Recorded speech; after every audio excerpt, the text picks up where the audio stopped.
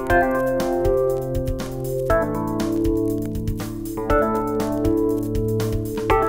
this Panactronic video series, tape number 4, Your Speakers and You, we'll find out exactly how speakers work. Also look at how speaker designs differ and see how these differences affect sound quality. Speakers are amazing pieces of technology that have a profound impact on our culture. They're remarkably simple devices. Go to the first paragraph. Yeah. Okay. Hold on. Alright, that's great. Any sound system ultimate quality depends on the speakers. The best recording encoded on most of the advanced storage device and played by top-of-the-line deck and amplifier will sound awful if the sound is hooked up to poor speakers. A system's speaker, which we call the is the component that takes the electronic signals stored on things like CDs, tapes, and DVDs. All right. Sound basics coming at you. To understand how speakers work, the first thing you need to do is understand how sound works. When the eardrum vibrates, your brain interprets the vibrations as sound. Rapid changes in the air pressure are the most common thing to vibrate your eardrum.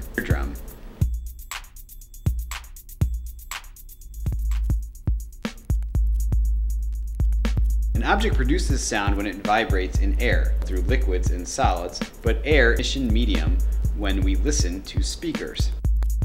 When something vibrates, it moves the air particles around it. Those air particles move the air particles around them, carrying the pulse of vibration through the air as more and more particles are pushed farther from the source of the vibration. To see how this works, let's look at a simple vibrating object. When you ring a bell, the metal vibrates, flexes in and out rapidly. When it flexes out on one side, it pushes out the surrounding air particles.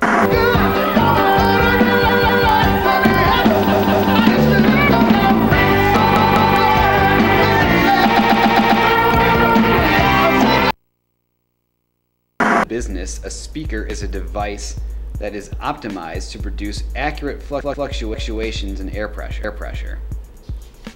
A speaker is essentially the final transition machine, the reverse of the microphone. It takes the electronic signal and translates it back into physical vibrations to create sound waves. When everything is working as it should, the speaker produces nearly the same vibrations that the microphone originally recorded and encoded onto a tape, CD, LP, etc. Traditional speakers do this with one or more drivers. A driver produces sound waves by rapidly vibrating a flexible cone, or diaphragm. The cone, usually made of paper, plastic, or metal, is attached on the wide end of the suspension or surround. This rim of flexible material allows the cone to move and is attached to the driver's metal frame called the basket. The narrow end of the cone is connected to the voice coil. The coil is attached to the basket on the spider, a ring of flexible material. The spider holds the coil in position but allows it to move freely back and forth. Some drivers have a dome instead of a cone. A dome is a diaphragm that extends out instead of tapering in. Speaker driver with a metal basket, heavy permanent magnet, and paper diaphragm. Oh, that wasn't really a complete sentence. That was just a caption. Okay. The voice coil is a basic. If you've read how electromagnets work, then you know that an electromagnet is a coil of wire, usually wrapped around a piece of magnetic metal, such as iron. Running electric current through the wire creates a magnetic field around the coil. Magnetizing the metal, it is wrapped around. The field acts just like the magnetic field around a permanent magnet. It has a polar orientation. Oh, I gotta get this. This is Daniel. Oh, hey. Yeah, I did call. Sorry I called so many times. You weren't answering, so I got worried. But yeah, last night was crazy. Oh boy, it was crazy. Yeah, I got so drunk. It was unbelievable. Yeah, you know me. I am crazy. I define crazy. Yes, sorry. Okay, really? You gotta go? Oh, you thought it was important. Sorry. Okay, well, I'll talk to you later. Okay? Okay? All right, bye. Typically a black one and a red one.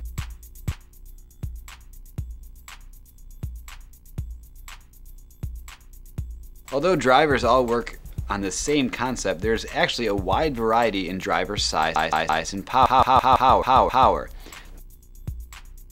The basic driver types are woofers, tweeters, mid-range. Woofers are the biggest drivers and are designed to produce low-frequency sounds. Tweeters are much smaller units designed to produce the highest frequencies.